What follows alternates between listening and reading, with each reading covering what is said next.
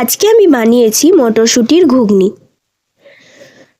মটরশুঁটির ঘুগনি বানানোর জন্য সবার প্রথমে মটরশুঁটিগুলোকে আমি ছাড়িয়ে নিচ্ছি। মটরশুঁটি আমার ছাড়ানো হয়ে গেছে। এবার আলুগুলোর খোসা ছাড়িয়ে আলুগুলোকে এভাবে টুকরো করে কেটে নিচ্ছি।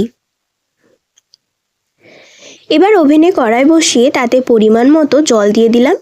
সেই জলে ছাড়িয়ে রাখা মটরশুঁটি আর কেটে রাখা আলু দিয়ে স্বাদ অনুযায়ী নুন দিয়ে কিছুক্ষণ ঢাকা দিয়ে রাখলাম। মটরশুঁটি কিছুক্ষণ ভালোভাবে ফুটে উঠলে গ্যাস বন্ধ করে দিলাম।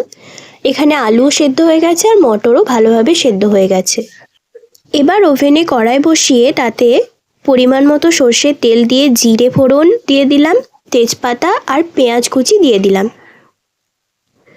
পেঁয়াজ ভালোভাবে লাল করে ভেজে নিচ্ছি। পেঁয়াজ ভালোভাবে ভাজা হয়ে গেলে তাতে আদা, রসুন, পেঁয়াজ আর লঙ্কা বাটা দিয়ে দিলাম। একটা মাঝারি মাপের টমেটো দিয়ে দিলাম, হলুদ দিয়ে দিলাম, চিনি দিয়ে দিলাম আর স্বাদ অনুযায়ী নুন দিয়ে দিলাম। সমস্ত মশলা দিয়ে ভালোভাবে নেড়ে নিলাম। এবার কিছুক্ষণ ঢাকা দিয়ে রাখলাম। ঢাকা খুলে আবারও ভালোভাবে নেড়ে নিচ্ছি যাতে মশলা ভালোভাবে কষা যায়। মশলা এখানে প্রায় কষা হয়ে এসেছে। মশলা ভালোভাবে কষা হয়ে গেলে সেদ্ধ করে রাখা মটরশুঁটি আমি দিয়ে দিলাম।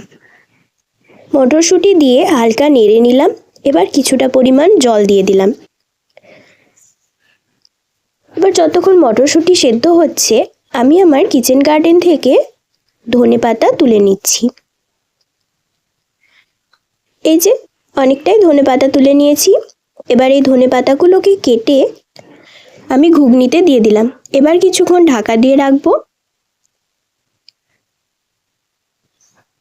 ঘুগনি প্রায় রান্না হয়ে গেছে। এবার ভালোভাবে নেড়ে নিলাম।